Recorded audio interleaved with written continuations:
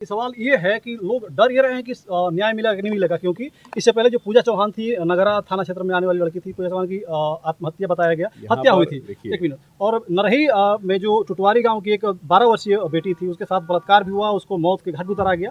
अभी तक वो न्याय के लिए भटक रहे हैं परिवार। नहीं। क्या कहेंगे मंत्री जी, ऐसी घटनाएं बलिया में हर रोज हो रही है। नमस्कार, मैं हूँ कमलेश और आप देख रहे हैं आधुनिक भारत न्यूज। दोस्तों, इस वक्त मैं हूँ बलिया जिला अस्पताल में और कल एक बड़ी दुखद घटना घटी। सुनील यादव जो बलिया जिला के हल्दी थाना क्षेत्र के नीरूपुर के रहने वाला था, उसकी गोली लगने से मौत हो गई। मौत के बाद कहीं ना कहीं पूरे जिला में अफरा तफरी मच गई और लगातार कहा जाए तो बलिया में घटनाएं घट रही हैं। अभी 2 दिन पहले देखा गया था कि बेलथरा रोड में देवेंद्र यादव की एक जो प्रधानाध्यापक थे, उनका मौत हो गई गोली लगने से। और आज ये और इसके पहले भी कई सारी घटनाएं हुई। इसमें हमारे साथ हैं आनंद सौरभ शुक्ल जी, जो भारतीय जनता पार्टी के वरिष्ठ नेता भी हैं और पूर्व मंत्री भी रहे हैं। स्वागत है आपका। क्या कहेंगे मंत्री जी, ऐसी घटनाएं बलिया में हर रोज हो रही है। आपके पार्टी की सरकार है, पार्टी का एक बहुत ही बड़ा उद्देश्य है कि ये जीरो टॉलरेंस की नीति है के तहत हमारी सरकार चल रही है और घटनाएं बिल्कुल नहीं होगी, लगातार हो रही है। आज यहाँ जो मैं आया हूँ, व्यक्तिगत रूप से सुनील यादव जी की हत्या हुई है।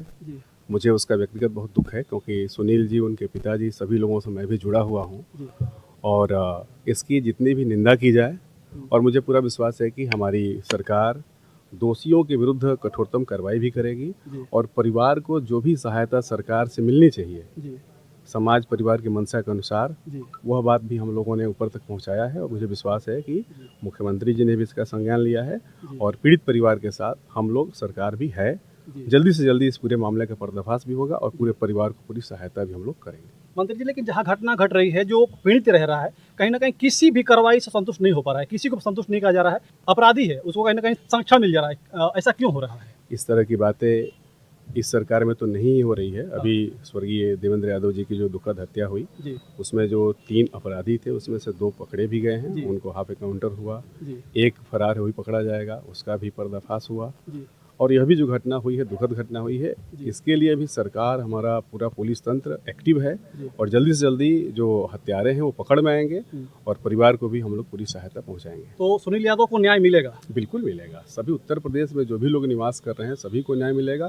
सुनील जी तो एक बेहद सज्जन और समाज में अच्छा अपना व्यवसाय भी करते थे, अच्छा स्वभाव विचार भी रखते थे, किसी से इनका किसी प्रकार कोई विवाद नहीं रहता था। तो इस बात की हम लोगों को और पीड़ा है कि इनका किसी से कोई विवाद भी नहीं था, न किसी प्रकार की इन प्रकार गतिविधियों में कभी संलिप्त भी रहे हैं, फिर भी इनकी जान चली गई। ये बहुत ही दुखद है और इसलिए इस दुख के समय में हम लोग परिवार के साथ हैं, सरकार साथ में है और जो भी अपराधी हैं, हमलावर हैं, हत्यारे हैं, उनके विरुद्ध कठोरतम कार्रवाई होगी, बहुत जल्दी होगी। सर, एक सवाल रहेगा कि सवाल ये है कि लोग डर ये रहे हैं कि न्याय मिलेगा कि नहीं मिलेगा, क्योंकि इससे पहले जो पूजा चौहान थी, नगरा थाना क्षेत्र में आने वाली लड़की थी, पूजा चौहान की आत्महत्या बताया गया, हत्या हुई थी। एक मिनट। और नरही में जो टुटवारी गांव की एक 12 वर्षीय बेटी थी, उसके साथ बलात्कार भी हुआ, उसको मौत के घाट भी उतारा गया। अभी तक वो न्याय के लिए भटक रहे हैं परिवार। नहीं, इस सरकार में सभी को न्याय मिल रहा है। अभी व्यक्तिगत रूप से हम लोग सुनील यादव जी की जो दुखद हत्या हुई है, उसमें सम्मिलित होने के लिए आए हैं। अन्य विषयों पर फिर आपसे हम बात करेंगे। अभी हम लोग सुनील जी के जो हमलावर हैं, हत्यारे हैं, वो जल्दी से जल्दी गिरफ्तार हो, उनके विरुद्ध कठोर कार्रवाई हो और परिवार के साथ हम लोग, हमारी सरकार खड़ी है, ये भरोसा दिलाने के लिए मैं परिवार के साथ हूँ। और निश्चित रूप से योगी जी ने, मुख्यमंत्री जी ने इसका संज्ञान लिया है, कठोरतम कार्रवाई होगी। ठीक है। तो ये मंत्री जी है, उनका कहना है कि सुनील यादव के मामले में मैं और सुनील यादव के मतलब बिल्कुल ये तय है कि उनको न्याय मिलेगा। देखना होगा कि मंत्री जी के जुबान कहाँ तक न्याय दिलवा पाती है। आगे हम आप सभी को इस खबर को, हर एक खबर को आपके पास पहुंचाते रहेंगे और मंत्री जी की संघर्ष को भी आपके पास पहुंचाते रहेंगे। बाकी आप लोग अपनी राय हमारे कमेंट्स पर रखिएगा। वीडियो खत्म करना चाहेंगे। जय हिंद, जय भारत।